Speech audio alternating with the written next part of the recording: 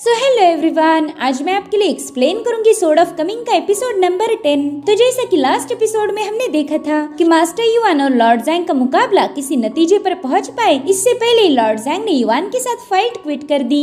इसलिए अब युआन सीधे चेनपिंग को खत्म करने निकल चुका था। इधर चेनपिंग निंग्याओ के साथ मिलकर रिवर में एरोज का एक ट्रैप बिछा देता है ताकि वो लोग युआन को उसमें फंसा कर खत्म कर पाए। साथ ही साथ निंग्याओ का काम था युआन को फाइट करते हुए उस ट्रैप वाले लोकेशन पर लेके आना। तो निंग्याओ ने अपने सारे पैंतरे अपनाते हुए जैसे तैसे युआन को रिवर के पास लेके आ गई, मगर यहाँ पर आते ही युआन को उनके प्लान के बारे में पता चल गया था। तो उसने रिवर का सारा पानी एब्जॉर्ब करते हुए निंग्याओ पर अटैक कर दिया। साथ ही साथ उसने चेनपिंग पर भी हमला कर दिया था, जो देखकर निंग्याओ ने गुस्से में आकर अपने मिस्टीरियस ऑरा को रिलीज कर दिया। अब आगे तो ओपनिंग सीन में हम देखते कि निंग्याओ के फोरहेड से बहुत ही स्ट्रॉन्ग ऑरा रिलीज हो रही थी, जिसके चलते उसे काफी ज्यादा तकलीफ होने लगी। तो उसे दर्द में देखकर युआन बड़ी ही मशक्कत करते हुए आगे बढ़ने लगता है। वो कह रहा था कि मैं यहाँ तुम्हें मार के तुम्हारी तकलीफ हमेशा हमेशा के लिए खत्म कर दूंगा। जिसके बाद वो छलांग लगाते हुए सीधे निंग्याओ पर पंच हिट करने चला जाता है, मगर निंग्याओ की सोर्ड ऑरा उसे पूरी तरह से पीछे पुश कर रही थी। और फिर अचानक से वहाँ पर एक बहुत बड़ा ब्लास्ट हो गया, जिसे युआन बड़ी तेजी से पीछे पुश हो जाता है। इस एनर्जी के चलते वो बुरी तरह से इंजर्ड भी हो गया था, मगर वो तो एक पुराना बिस्ट है, तो उसे मारना इतना आसान तो बिल्कुल नहीं होगा। हालांकि वो निंग्याओ के खतरनाक पावर्स देखकर काफी ज्यादा सरप्राइज था। इधर निंग्याओ अपनी सोर्ड एनर्जी से होने वाले बैकलैश को हैंडल नहीं कर पा रही थी, जिसके चलते वो बेहोश होकर नीचे गिर गई। वहीं पर युआन को लग रहा था कि निंग्याओ को मारने का इससे अच्छा मौका उसे नहीं मिलेगा, इसलिए तुरंत ही निंग्याओ को मारने के लिए अपना हाथ आगे बढ़ाता है। लेकिन उसी वक्त ही सीन कट हो गया और अब हमें थोड़ी देर बाद का सीन दिखाया जाता है, जहाँ पर चेनपिंग निंग्याओ को अपनी पीठ पर कैरी करते हुए तेजी से भाग रहा था। साथ ही साथ निंग्याओ भी उसे जिंदा देखकर काफी ज्यादा हैरान थी। उसे खुशी हुई कि चेनपिंग मास्टर युआन के अटैक से बच गया। अब यहाँ पर एग्जैक्टली हुआ क्या था ये हमें दिखाया जाता है।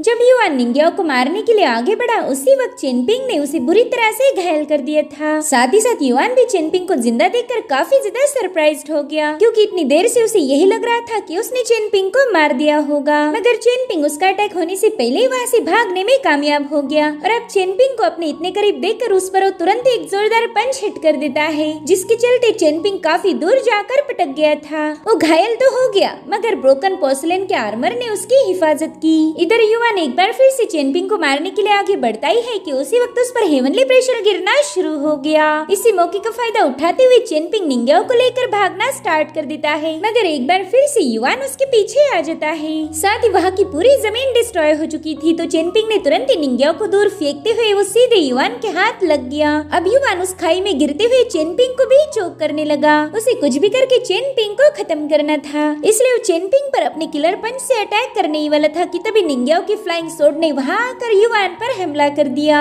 मीनवाइल चेनपिंग समझ जाता है कि निंग्याओ की सोर्ड एनर्जी और युआन ने जबरदस्ती अपनी पावर्स को बढ़ाने की वजह से वो पहले से थोड़ा कमजोर हो चुका है। तो इसी मौके का फायदा उठाते हुए चेनपिंग ने उसके मुंह पर एक जबरदस्त लात मार के उसे वहाँ की खाई में गिरा दिया। साथ ही साथ चेनपिंग ने समय रहते खुद को भी उस खाई में गिरने से बचा लिया। और अब वो इस सारी कहानी निंग्याओ को बता देता है। तो निंग्याओ चेनपिंग की तारीफ करते हुए कहने लगी कि मानना पड़ेगा तुम्हारे अंदर दम है। चलो अब मुझे ये बताओ कि जब मैं बेहोश थी तब तुमने मेरी बेहोशी का फायदा उठाते हुए मेरे साथ कोई ऐसी वैसी हरकत तो नहीं की। ये सुनकर बेचारा चेनपिंग शॉक हो जाता है। उसे तो ये समझ नहीं आ रहा था कि निंग्याओ इतने मुश्किल हालातों में भी उसके साथ मजाक कैसे कर सकती है। वहीं दूसरी तरफ युआन उस खाई को चीरते हुए उसमें से बाहर आ चुका था। तो निंग्याओ चेनपिंग को बताने लगी कि अब तुम्हें और तेज भागना होगा, तब तक मैं अपनी फ्लाइंग सोर्ड का यूज करते हुए उस युआन को बिजी रखूंगी। वहीं दूसरी तरफ लूमा चाओ खुश होते हुए कहने लगा कि एक मामूली सी लड़के ने जिसके पास कोई कल्टीवेशन पावर नहीं, उसने युआन को अपने पीछे आधी रात तक भगाया है। मैं तो पहले से ही जानता था कि ये युआन सिर्फ दिखता गेंडे जैसा है, मगर उसमें कोई स्पेशल पावर नहीं। अब तो मैं लगभग 10 सालों तक युआन का एक किस्सा अपने क्लैन को सुनाता रहूंगा। हमारे विंड एंड थंडर टाउन को हंसाने के लिए इससे बढ़िया कहानी मुझे नहीं मिलेगी। वैसे अगर इस टाउन में मैजिक यूज करना बैन नहीं होता तो मैं अपनी साउंड मिरर का यूज करके युआन और चेनपिंग की फाइट देखकर जरूर से मजे करता। जिस पर लांग कहने लगा कि अच्छा हुआ तुमने मैजिक मिरर का यूज नहीं किया, क्योंकि अभी थोड़ी देर पहले युआन और लॉर्ड जैंग के दरमियान भी 3 फिस्ट की फाइट हुई। उनके पंचेस में इतनी पावर थी कि तुम्हारा मैजिकल मिरर ब्रेक हो जाता। जिस पर लूमा चाओ कहने लगा कि मुझे नहीं लगता कि वो लॉर्ड जैंग ज्यादा पावरफुल है, वो तो बस एक चलता फिरता शो पीस है। अगर उस बंदे में वाकई पावर्स होती तो युवान अपने पाँव पर खड़ा भी नहीं रह पाता। उस लॉर्ड जैंग से अच्छा तो मैं हूँ, एटलीस्ट मैंने उस युवान को अपनी स्नीक अटैक से डराया तो था। और तभी लांग उससे कहने लगा कि लुमा चाओ अपना मुंह बंद करो। दरअसल वहाँ पर लॉर्ड जैंग आ चुके थे। उसने लुमा चाओ की सारी बातें सुन ली। वो कहता है शायद तुम यहाँ पर कुछ मजेदार किस्से सुना रहे हो, जरा मुझे भी 2-4 चुटकुले सुना दो, मैं काफी दिनों से खुल के हंसा ही नहीं। अब लॉर्ड जैंग को वहाँ देख कर लुमा चाओ तुरंत ही अपना मुंह बंद करके पीछे हट जाता है, जिसके बाद उसे ग्रीट करते हुए कहने लगा कि ग्रेट मास्टर, मैं तो आपकी और उस मंकी फेस मास्टर के बैटल की ही बात कर रहा था। क्या फाइट किया आपने उस युवान के साथ? इधर आप फाइट कर रहे थे और उधर पूरी जमीन शेक होने लगी। अगर आप उस पर रहम नहीं दिखाते तो शायद युवान ऑन द स्पॉट मारा जाता। वाकई आपकी मार्शल पावर और आपके बेहतरीन किरदार का कोई जवाब नहीं। भले लॉर्ड जैंग को पता था कि ये बंदा बेवजह उनकी तारीफें कर रहा, मगर वो उसे इग्नोर कर देते हैं। और तभी उनकी नजर पड़ी मिस चेन पर। वो कहते कि शायद तुम ड्रैगन टेल काउंटी के चेन फैमिली की डिसेंडेंट हो, जिस पर मिस चेन ने साफ साफ इनकार कर दिया। और तभी वहाँ पर सॉन्ग जिनशिन पहुँच जाता है। वो चौखट पर बैठ के बस मिस चेन को घुरे जा रहा था। वहीं दूसरी तरफ चेन पिंग निंग्या को लेकर एक हट के पास पहुँच जाता है। वो कह रहा था कि कुछ दिनों पहले मैंने इस हट को बनाया था, अब हम यहीं पर थोड़ी देर रुक के रेस्ट करेंगे। जिसके बाद ये लोग हट में आ जाते हैं। चेन पिंग चांद को देख रहा था, तभी निंग्या उससे कहने लगी कि अगर तुम्हें मुझसे कुछ भी पूछना है तो पूछ सकते हो। मगर चेन पिंग को तो उससे बात करने में नर्वसनेस फील हो रही थी, इसलिए निंग्या खुद ही जाकर उसके पास बैठ जाती है। वो कह रही थी कि शायद तुम मेरी सोर्ड पावर्स के बारे में क्यूरियस हो। दरअसल ये पावर मुझे मेरी माँ ने मेरे जन्मदिन पर तोहफे में दी थी। एक खतरनाक किलिंग वेपन है, अगर ये पूरी तरह से अनलिश हो जाती तो युवान क्या मैं एक पूरे माउंटेन को भी उससे कट कर सकती हूँ, मगर अभी भी मैं इस पावर को सही से यूज नहीं कर पाती।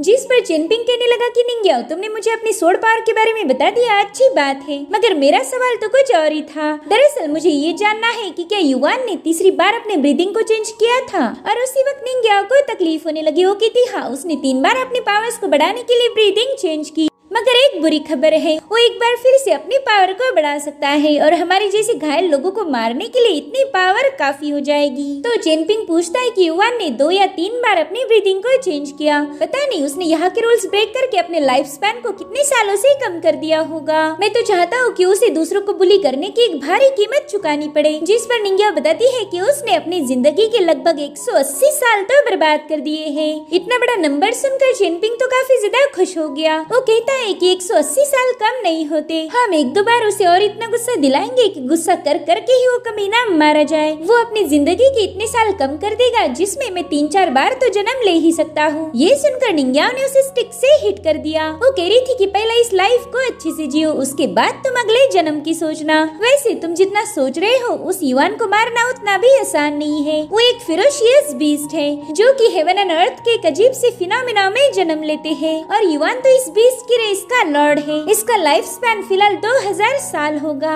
साथ ही साथ युवान ने कुछ मैजिकल एबिलिटीज को भी मास्टर किया है। अगर उनका यूज करते हुए वो अपर रेल्म की 5वीं लेवल पर पहुंच जाए तो फिर उसे रोकना मुश्किल होगा। पहले उसके पास काफी अच्छी फिजिकल स्ट्रेंथ है, तो इस ब्रेक थ्रू करने की वजह से उसकी लाइफ स्पैन ड्रास्टिकली बढ़ जाएगी। वो 2000, 3000 या फिर 4000 सालों तक भी जिंदा रह सकता है। लेकिन फिर भी हमने उसे मारने के लिए अपनी जान दांव पर लगा दी। उसकी लाइफ एक समंदर है और हमने बस उस समंदर में से 2-4 कतरे बाहर निकाल लिए। इसलिए तुम ये मत समझना कि तुम उसे मार पाओगे या फिर तुमने अपनी जिंदगी भी जी ली है। ये तो बस शुरुआत है। तुम अपनी लाइफ को एक्सटेंड करने पर जोर दो, ना कि उसके खत्म होने का इंतजार करो। वैसे तुम काफी अमेजिंग हो। तुमने युवान को ऐसे परेशान किया कि आज तक उसने इतनी प्रॉब्लम किसी के साथ फेस नहीं की होगी। मगर चेनपिंग का ध्यान तो कहीं और ही था। वही दूसरी तरफ लॉर्ड जैंग लुमा चाओ से कह रहे थे कि अगर चेनपिंग उस युवान को हरा पाया तो इसका तुम्हें काफी ज्यादा फायदा होगा। मैं जानता हूँ कि तुम्हारी और जेंगयांग माउंटेन की पुरानी दुश्मनी है। मगर तभी सॉन्ग जिनशिन मिस चेन से उल्टी सीधी बातें करने लगता है। वो कह रहा था कि तुम्हारी जैसी लड़कियाँ किसी प्रिंस के सामने बैठते हुए अच्छी नहीं दिखती, तुम्हारी औकात तो यहाँ रुकने की भी नहीं है। ये सुनकर मिस चेन उस पर भड़क गई थी।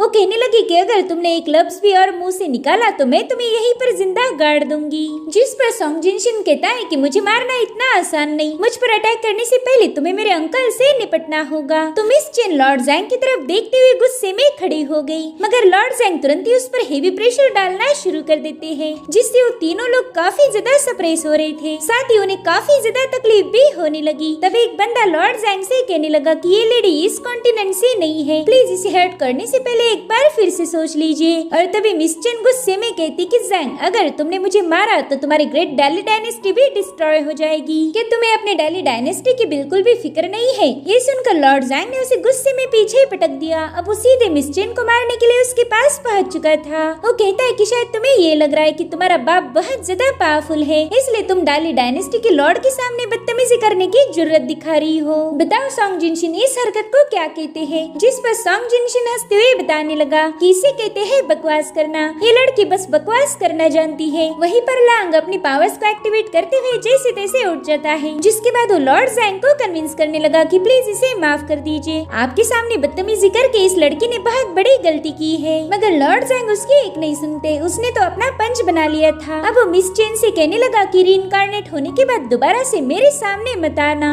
वरना एक बार फिर से मेरे हाथों मारी जाओगी। वहीं पर लूमा चाओ नहीं चाहता था कि मिस चेन लॉर्ड जैंग के हाथों मारी जाए, इसलिए वो अपनी सोड मैन से बाहर निकाल ही रहा था। मगर लांग उसे इशारे में समझा देता है कि उसने लॉर्ड जैंग से पंगे नहीं लेने चाहिए। वहीं पर लॉर्ड जैंग मिस चेन को मारने ही वाला था कि तभी सॉन्ग जिनशिन हंसते हुए कहने लगा कि अंकल, एक घटिया औरत को मारने से आपकी रेपुटेशन खराब हो जाएगी, इसलिए प्लीज इसे छोड़ दीजिए। तो लॉर्ड जैंग भी सॉन्ग जिनशिन की बात मानते हुए अपने अटैक को रोक लेता है। वहीं पर लॉर्ड जैंग के साइड में हटते ही शेन सॉनफिंग मिस चेन को संभालने के लिए पहुंच चुका था, मगर वो लड़की काफी ज्यादा गुस्से में थी। वो लॉर्ड जैंग से कहने लगी कि आज तुमने यहाँ पर जो भी किया है वो मैं कभी भूलूंगी नहीं। और उतने में ही जैंग लूमा चाओ से कहने लगा कि बच्चे, मैं तुमसे काफी ज्यादा इम्प्रेस हूँ। मैंने देखा था कि तुम मुझ पर अटैक करने वाले थे, मगर लांग ने तुम्हें रोक दिया। खैर, जब तुम इस स्मॉल टाउन से बाहर जाओगे तब डेली डायनेस्टी में मुझे ढूंढते हुए पहुंच जाना। मेरे पास तुम्हारे लिए कुछ स्पेशल है, लेकिन तुम उस स्पेशल गिफ्ट को कैरी कर पाओगे या नहीं ये तुम्हारे एबिलिटी पर डिपेंड करेगा। ये सुनकर ही लूमा चाओ समझ गया था कि लॉर्ड जैंग उसे टेलिस्मान सोड गिफ्ट देने का प्रॉमिस कर चुका है, जो कि एक बहुत ही नायाब सोड मानी जाती थी। इधर स्मॉल टाउन के गेट कीपर को एक औरत ने उसके कपड़े चुराते हुए पकड़ लिया था। वो कहने लगी कि तुम हर बार हमारे कपड़े चुरा के ले जाते हो, इस बार तो मैं तुम्हारी शिकायत तुम्हारे मास्टर के पास करने वाली हूँ। देख लेना, इस बार तुम्हें काफी अच्छी पनिशमेंट मिलेगी। अब उसके वहाँ से जाते ही जैंग उस औरत के हस्बैंड से कह रहा था कि सीनियर ब्रदर, मैं हर बार तुम्हें खबर देने आता हूँ और तुम्हारी बीवी मुझे चोर समझ के पीट देती है। मेरे ख्याल से तुमने इस औरत के साथ शादी करते वक्त जरूर से अपनी अकल गिरवी रख दी होगी। पता नहीं तुम इस डायन के साथ कैसे रह लेते हो। जिस पर वो बंदा कहने लगा कि अपनी भौजाई के बारे में उल्टी सीधी बातें मत करो, अब जल्दी बको, तुम यहाँ पर क्यों आए थे? तो जैंग कहता है कि मैं तो हमारे मास्टर का पैगाम लेकर आया था, वो चाहते हैं कि तुम उस बंदे के साथ डील करो। अब यहाँ पर जैंग किसकी बात कर रहा था ये हमें क्लियरली बताया नहीं गया। तभी वो दूसरा बंदा जिसका नाम लियार था वो कहने लगा कि मैं किसी के फटे में टांग अड़ाने नहीं वाला, और दोबारा से मेरी बीवी के कपड़े चुराए तो मैं तुम्हारा मार मार के बुरा हाल कर दूंगा। जिस पर जैंग कहने लगा कि भाई, मुझे तेरी औरत के कपड़े चुरा कर क्या ही मिलेगा यार, मैं तो बस यहाँ पर हमारे मास्टर का मैसेज देने आया था, मगर मुझे तो ये लग रहा है कि तू भी उस औरत के साथ रह रहे के पूरा पगला गया है। ये सुनकर लियार तुरंत ही उसके साथ फाइट करने के लिए रेडी हो जाता है। पहले एक फ्रेंडली गुस्सा था जिसे देखकर जैंग ने तुरंत ही वहाँ से भागना सही समझा, मगर वो जाते हुए कहने लगा कि अगली बार मैं तेरी बीवी के लिए एकदम मस्त इनरवेयर लेके आऊंगा ताकि वो मेरी पिटाई ना करे। वहीं दूसरी तरफ लॉर्ड जैंग सॉन्ग जिनशिन से कह रही थी कि वो लड़की हमारी दुश्मन नहीं थी, मगर फिर भी तुमने उसे जानबूझकर उकसाया ताकि वो मेरा अपमान करे, और मैं जानता हूँ कि ये तुमने क्यों किया है। तुम्हारा रियल सरनेम है चेन और वो लड़की भी चेन फैमिली की मेंबर है। दरअसल सॉन्ग जिनशिन एक इंपीरियल इंस्पेक्टर का नाजायज बेटा था और उस बंदे ने सॉन्ग जिनशिन को बचपन में ही अबेंडन कर दिया। उसने सॉन्ग जिनशिन की जिम्मेदारी लॉर्ड जैंग को सौंप दी थी और यही वजह थी कि सॉन्ग जिनशिन चेन नाम के हर एक शख्स से नफरत करता है। अब सॉन्ग कहने लगा कि वो बंदी बहुत ही ज्यादा पावरफुल फैमिली से बिलोंग करती है। अच्छा हुआ आपने उसे गुस्से में खत्म नहीं किया, मगर वो बंदी इस अपमान का बदला जरूर लेगी। क्या आपको इस बात की जरा भी फिक्र नहीं है? भले ही हमारी डेली डायनेस्टी काफी ज्यादा पावरफुल है, मगर इसका मतलब ये तो नहीं कि हम हर एक पावरफुल फैमिली से पंगे लेते रहे। जिस पर लॉर्ड जैंग कहने लगे कि तुम हमारी डेली डायनेस्टी को काफी ज्यादा अंडर एस्टिमेट कर रहे हो। इतना ही नहीं, तुम्हें तो अपनी जिनशिन फैमिली की काबिलियत पर भी बिल्कुल भरोसा नहीं है। वहीं दूसरी तरफ हम चिनपिंग को देखते हैं जो कि टाउन के पास मौजूद वॉरियर के स्टोन स्टैचूज के पास पहुंच चुका था। वो कह रहा था कि मैंने इस जगह पर कितनी रातें बिताई, मगर कभी इन स्टैचूज को गौर से नहीं देखा। आखिर मेरा इन मूर्तियों की मुद्रा पर ध्यान क्यों नहीं गया होगा? वेल, इसका जवाब नहीं गया निंग्याओ के पास था। वो कहती है कि तुम्हारे बॉक्सिंग मैनुअल का ओरिजिन है स्वॉर्ड फर्नेस और वो इन स्टैचू से बनाई गई है। जिस पर चेनपिंग कंफ्यूज होकर पूछने लगा कि भले ही स्वॉर्ड फर्नेस बॉक्सिंग मैनुअल का फाउंडेशन है, मगर ये मूर्तियाँ बॉक्सिंग की मुद्राएं शो क्यों कर रही होगी और मैंने आज तक इन्हें नोटिस भी नहीं किया था। जिस पर निंग्याओ बताती है कि हम उन्हीं चीजों पर ध्यान देते हैं जिनके बारे में हमें कुछ पहले से ही पता हो। उस वक्त तुम्हारे पास बॉक्सिंग का कोई नॉलेज नहीं था, इसलिए मूर्तियाँ क्या कहना चाहती है ये तुम कभी समझ ही नहीं पाए। ये ऐसा है कि एक बेस्ट म्यूजिशियन अपने म्यूजिक से किसी भैंस को खुश नहीं कर सकता, या फिर एक खूबसूरत औरत उस आदमी को कभी आकर्षित नहीं कर सकती जो कि अंधा हो। और तभी चेनपिंग उसे टोकते हुए कहता है कि निंग्याओ मैं अब सब कुछ समझ गया हूँ, चलो अब जल्दी से मुझे इन स्टैचूज को देख के थोड़ी सी प्रैक्टिस करने दो। जिसके बाद उन स्टैचूज को गौर से देखते हुए कुछ मूव्स को प्रैक्टिस करना शुरू कर देता है, मगर एक स्टैचू का हाथ टूटा हुआ था, जिस वजह से चेनपिंग उस मूव को पूरी तरह से सीख नहीं पाया। निंग्याओ कह रही थी कि अगर वो हाथ मिसिंग नहीं होता तो तुम एक यूनिक मूव को मास्टर कर पाते। पता नहीं ये हाथ किसने ब्रेक किया होगा। और तभी अचानक से इन पर एक रॉक से अटैक हो गया तो चेनपिंग निंग्याओ को लेकर तुरंत एक पत्थर के पीछे छुप जाता है। वो कहने लगा कि शायद युआन ने हमें ढूंढ लिया है।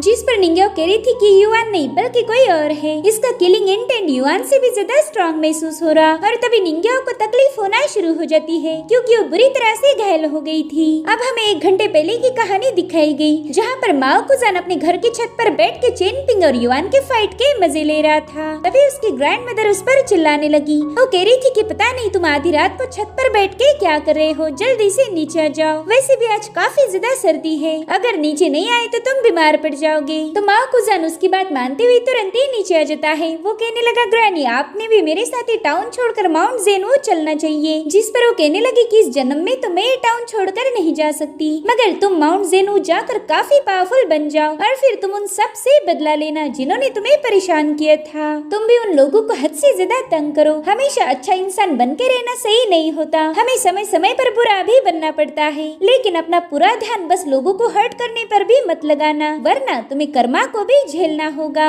और उसी वक्त माओ कुजान जाकर अपनी ग्रैनी से चेनपिंग के फादर की मौत के बारे में कुछ पूछ रहा था, मगर उसने तुरंत ही माओ कुजान का मुंह बंद कर दिया। वो कह रही थी कि कुछ बातें सिर्फ की जाती है, उन्हें बोला नहीं जाता। यानी कि इस ग्रैनी को चेनपिंग के फादर की मौत का कुछ राज पता था, मगर वो माओ कुजान को इसके बारे में कुछ नहीं बताती। इधर माओ कुजान दिल में ही कह रहा था कि आपको चेनपिंग से खतरा है, मगर आप फिक्र मत करना, मैं उसे भी खत्म कर दूंगा क्योंकि मैंने सुना है कि मरे हुए लोग हमें तकलीफ नहीं दे सकते। और इसी वजह से माओ कुजान चेनपिंग को मारने आया था। उसके हाथ में कॉइन्स की एक पोटली भी थी। वो कहता है चेनपिंग लो एक बार फिर से हमारी मुलाकात हो गई, घबराओ मत, युआन अभी तक यहाँ नहीं आया है। इधर निंग्याओ चेनपिंग से पूछ रही थी कि क्या तुम इस बंदे को जानते हो, जिस पर वो कहने लगा कि ये है माओ कुजान, टाउन के सभी लोग इसे पागल समझते हैं लेकिन मैं नहीं। इधर माओ कुजान बता रहा था कि मैंने तुम्हारी सारी बैटल को गौर से देखा, वाकई वो काफी ज्यादा इम्प्रेसिव थी, मगर इस लड़की ने तुम्हें बचाने के लिए जबरदस्ती अपनी सोड ऑरा का यूज किया और फिर वो सोड एनर्जी के बैकफायर से बुरी तरह से इंजर्ड हो गई। ये सुनकर निंग्याओ उसे गुस्से में कहने लगी कि हमारी तुम्हारे साथ कोई दुश्मनी नहीं, इसलिए जल्दी से यहाँ से चले जाओ। लेकिन तभी उसे काफी ज्यादा तकलीफ होने लगी। इधर माओ कुजान कह रहा था कि अगर मैं अभी ली मेंशन जाकर उस युआन को तुम्हारा लोकेशन बता दूं तो वो मुझे ढेर सारे कॉइन्स देगा। जिस पर चेनपिंग कहने लगा कि अगर तुम्हें पैसे ही चाहिए तो मैं भी दे सकता हूँ, बस तुम्हें अपना मुंह बंद रखना होगा।